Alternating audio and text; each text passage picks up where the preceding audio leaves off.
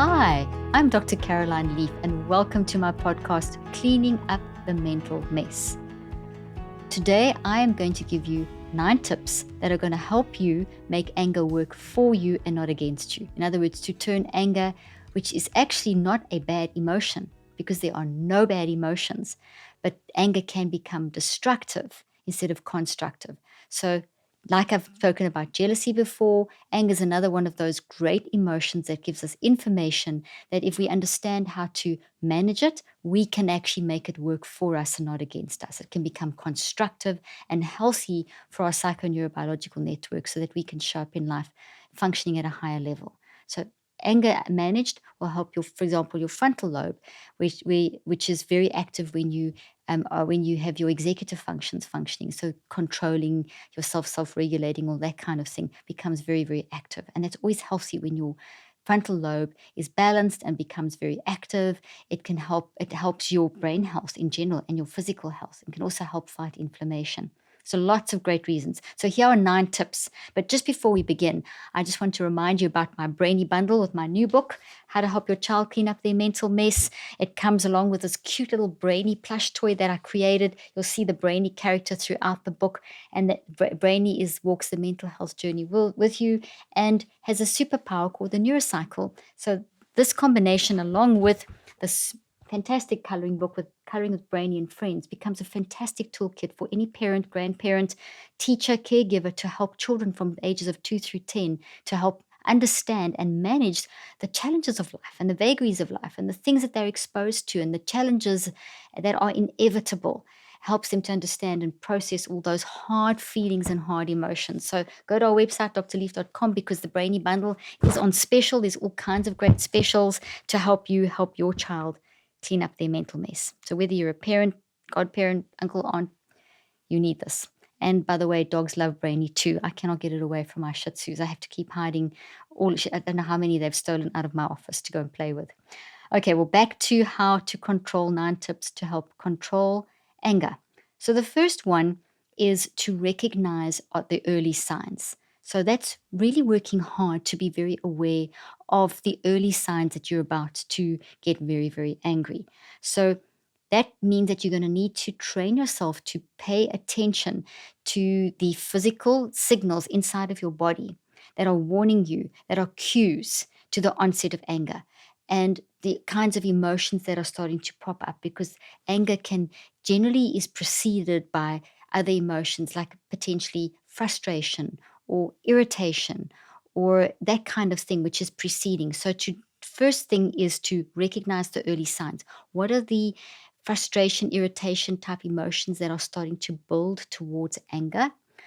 And then what are the signs in your physical body? And if you can map it, in other words, if you can practice being aware that each time that you feel your blood boiling and want to get angry, and I've said blood boiling, I mean literally your heart beating faster, and that maybe the emotions preceding are frustration and irritation.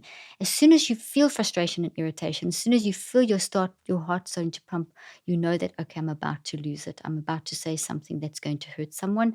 I'm about to do something that's not only going to hurt someone, it's going to hurt me as well. Also, muscle tension, get like, tension in your shoulder, or sudden sitting upright, or, clenching fists, or, even like going into that kind of position. So what are your signals? Learn them, okay?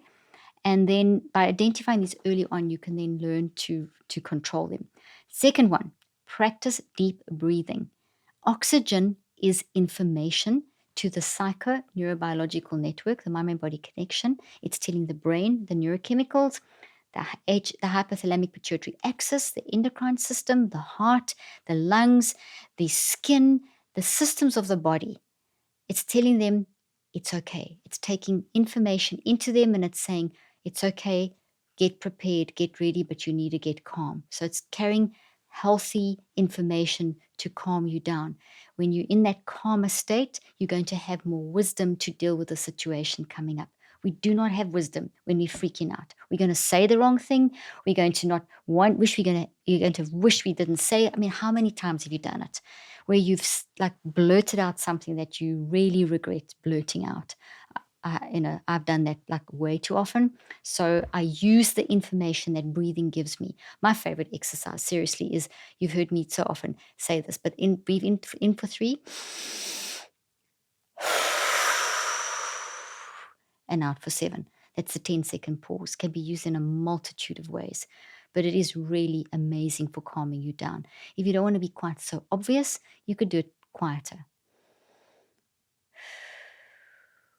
But it just sends information. And if you do it 3 or 4 times, you can almost feel a little bit of like a high sensation, and that's your frontal lobe. We want your frontal lobe being activated to help you to calm down the anger and use it to drive you in the right direction. The third thing, give yourself space. Okay, so if there is someone that is saying something or doing something, or has over a period of time done something that you know is going to aggravate you, and you can, maybe you in that situation in a meeting or with family or something like that, if possible, give yourself some space physically if you can, if not mentally, just to get to a point where you can learn to get that anger back under control, so that you don't have to regret what you say or what you do or how you potentially explode, which is, if it's going to come out in a destructive way, it's not helping anyone, no matter how justified the anger is, because anger is also a great signal to tell us that something's wrong, like jealousy. I've done the podcast on jealousy. If you want to go find out about that and listen to that, you can go listen to that podcast. But essentially, anger is also an informational signal. All signals are giving us information. And that information, when you're curious about that information, it's going to work for you. So being curious about, okay, I'm feeling angry because of the situation. It keeps happening. I keep getting angry in the same way.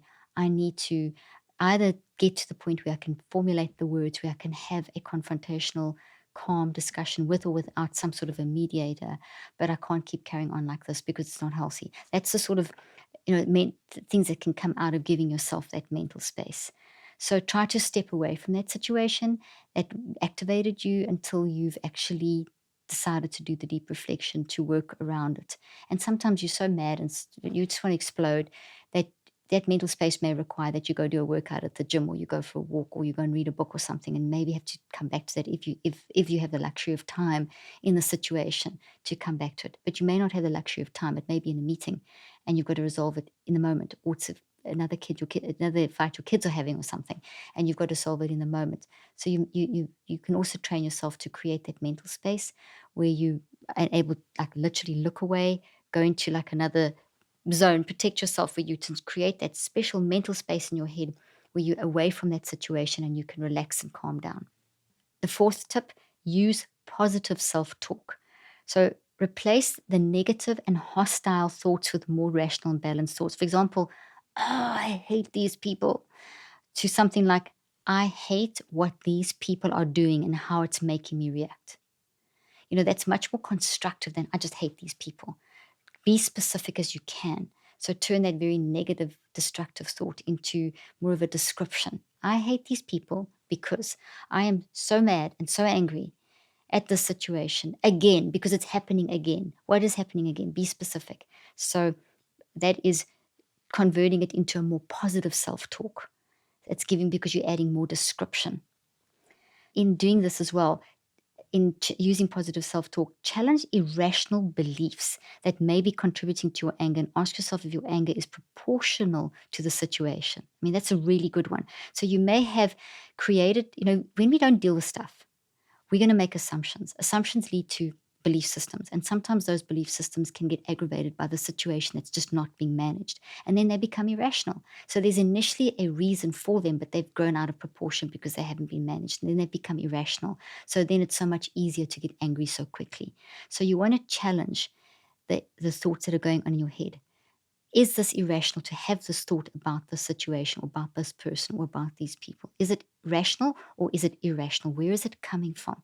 So it's basically challenging those. So for example, it could be something like, I feel like I could explode and I just want to cut these people out of my life. So, sorry, let me say that again. So the example would be, I'm going to cut these people out of my life. And that's what you're thinking to yourself. Shift that to something like this. Okay, that's kind of irrational, because these are people that I actually love and care about deeply. And yes, the situation's got out of hand where I feel in this moment like I want to cut them off. But what would that actually do? Let me challenge that thought and let me see, what can I do about that? That's what I mean by challenging. That's much more positive self-talk. So that's using positive self-talk. Fifth thing you can do, practice mindfulness and grounding. Okay. Mindfulness techniques can help you get into the moment. So to stay present so that your anger doesn't spiral. So when you feel that your anger is starting to spiral and you're getting more and more and you're going to explode, be mindful. How am I breathing? What's my body doing? Where am I? What's around me? What can I smell? What can I taste? What can I touch? Name 5 things I can see, 5 things I can smell, 4 things I can smell, 3 things I can taste, 2 things I can touch, 1 thing I can hear, that kind of thing. So saying those kinds of things can help to ground you. You could focus on your breath. You could focus on the patterns that the light is making. You could go and run some water and wash your hands and be aware of the sensation of your hands. So it's those kind of things that can ground you in the moment to stop the spiral. Then the sixth thing, practice expressing yourself calmly. Now, this one you have to do out of the situation. So you have to practice the calm speaking. So when you're calm and away, and it's like 2 days or 3 days later, and you're going to be seeing these people and you're going to be going into that situation, practice in advance. When that person says that, if they say that, maybe they won't, but maybe they will. If they do, chances are they will, because they've done it so many times before. If they get a certain look on their face, if they start going down a certain track, and you're going to start getting angry and say something nasty, what am I going to say? Let me practice now. When they do this, I'm going to say this. I'm going to do this. I'm going to do that. I'm going to quickly ground myself. I'm going to do the breathing. Or it could be, I'm going to breathe. I'm going to rub my hands together, and I'm going to have this phrase that I'm going to say. Okay, I understand that this is really important to you and you need to get it off your chest. I'm listening. And you stop. So I've breathed. I've rubbed my hands together. So I've got oxygen in my brain. My frontal lobe's more effective. I've grounded myself, and now I've got myself ready, and I've got a phrase. And that phrase is, I understand this is important to you. I'm listening. Now you practice that when you're calm. So when you're in the situation, you triggered, you remember, breathe, rub your hands together, say the statement, okay? 7, problem solving. Instead of dwelling on the anger, focus on the solution. It's so easy. I've done it. I'm sure you've done it. I know you've done it. When someone's made you angry and you just sit there going round and round, they did this and they did that and they did this, and you're playing in the situation over and over in your head, and you talk to maybe other people, and it just gets bigger and bigger. Whatever you think about the most is growing, guys. So if someone's made you angry and a situation's made you angry and you're just repeating the same thing and just focusing in on that for too long, you're making it bigger and bigger. Now, I'm not saying don't focus on it. I always say gather awareness, reflect on it, give yourself permission, describe it. But then what are you going to do about it? Okay. So in other words, you solve the problem, get down through the neurocycle to that recheck step. Okay. When in the recheck step, and that's when you're going to say, okay, what am I going to do about this? We can't keep having these arguments in these meetings or whatever. And then start moving towards the solution. What is the solution? You may have to consult with other people. You may have to speak to a therapist, a coach, a counselor, a best friend. You may have to do some reading. Reading is the most amazing thing. When you read, you're reading about life situations, and maybe there's something in there that just prompts you and gives you an idea for how you could handle the situation. Watching movies can do the same thing. Listen to the things about relationships, how people handle things, see what you can glean from those. And if you're watching a movie and there's some great tip that someone gives, and you think, oh wow, that is the situation I've been in, I love what they just said, stop the movie, put it down in the notes of your phone, calming statements to say that are going to help me problem solve the situation, or ways of problem solving X situation, and then put those in your notes and keep those there and practice saying those. Okay. Then number 8, engage in relaxation techniques. So just as you go through your life, train yourself to having relaxation techniques. And that's, it could be that you have a meditation practice, or that you have, like, I love to sauna, and that's really where I do relax. In my sauna, that's when I'll listen to a podcast or I'll read my book or something like that. And I do it consistently. And I know that that's the place where I go, and I know when I'm particularly worked up and whatever, I will go, if I've got time, I'll go and have a sauna and whatever, if it works out during the day, or I'll go and read a couple of pages of my book just to get myself into that state. So, but because I have practiced it, it's easy to go and use those. If I haven't practiced them and you're sitting, I've got to relax, it's kind of almost impossible to do that. And then seek professional help. If you've got anger management issues and these techniques are not helping you, it's really important to manage your anger, because anger is like in that scale that I often use. It's in what we would call the good. There's no bad emotions, but there's the ones that are weighted more in the negative direction versus not weighted, but you've got your positive and you've got your negative. And I hate the word negative. I just don't know what other word to use. And anger would be in those where they would be considered, in the negative realm, but they're actually good for you when they're balanced. But when they're not managed, they become toxic. And that's what you want to. So if you need maybe to seek help, professional help, there's no shame in that. Whatever's going to help you have better management of that anger is going to be healthier for you and the people that you care about in your life. Hope this has helped you. Don't forget to share my podcast and give a review and a rating. I really appreciate it if you do that. Thank you so much. Look forward to seeing you next time.